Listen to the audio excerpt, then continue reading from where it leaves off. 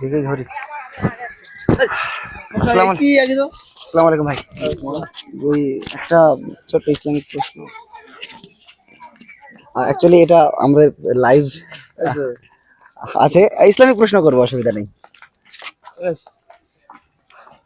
এইদিকে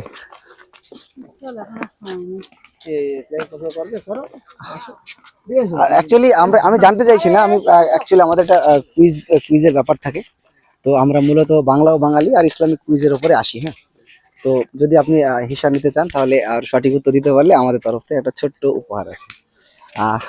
প্রশ্ন হচ্ছে, কোরআন মাজিদে মোট কতজন নবীর নাম উল্লেখ আছে? আমার বাবু বলবে। আসুন। ওরকম গোনা নেই, আচ্ছা ঠিক আছে। বলতে পারেন বদরের যুদ্ধে মুসলিম সেনাবাহিনীর সংখ্যা কতজন ছিল? 300। বলেন, আপনি বলেন। 313 জন। মাশাআল্লাহ, খুব সুন্দর হয়েছে, 313 জন সঠিক উত্তর। দিন এটা। আচ্ছা, নেক্সট বলতে পারবেন যে মুসলমানদের যে ওয়াকাফ সম্পত্তি, কোন সাহাবী প্রথম ওয়াকাফ সম্পত্তি চালু করেছিলেন? এদিকে বলুন। হযরত উসমান রাদিয়াল্লাহু তাআলা। জি না, হয়নি, একটু মিস্টেক হয়ে গেছে আপনাদের মধ্যে। জি না, হয়নি। চেষ্টা করুন, সেই সাহাবীর মাধ্যমে অনেক কিছু প্রচলিত হয়েছিল।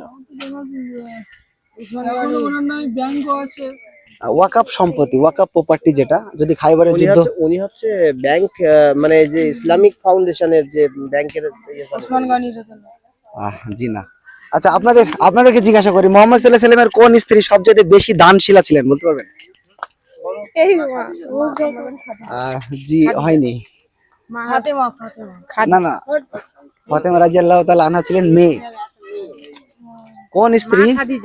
কোন স্ত্রী সবচাইতে বেশি দানশীলা ছিলেন? জি না। আমিনা।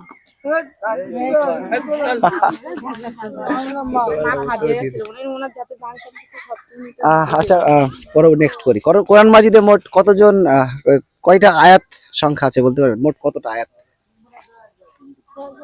বলুন বলুন। 6000।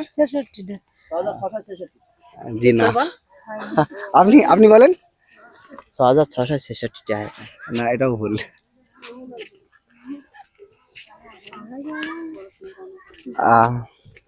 ওকে, বলুন, কোরআন মাজিদের সবচেয়ে বড় সূরা কোনটা? সূরা ইয়াসিন। বলুন। কে একজন আপনি বললেন না প্রথমে? সূরা বাকারা। আল বাকারা।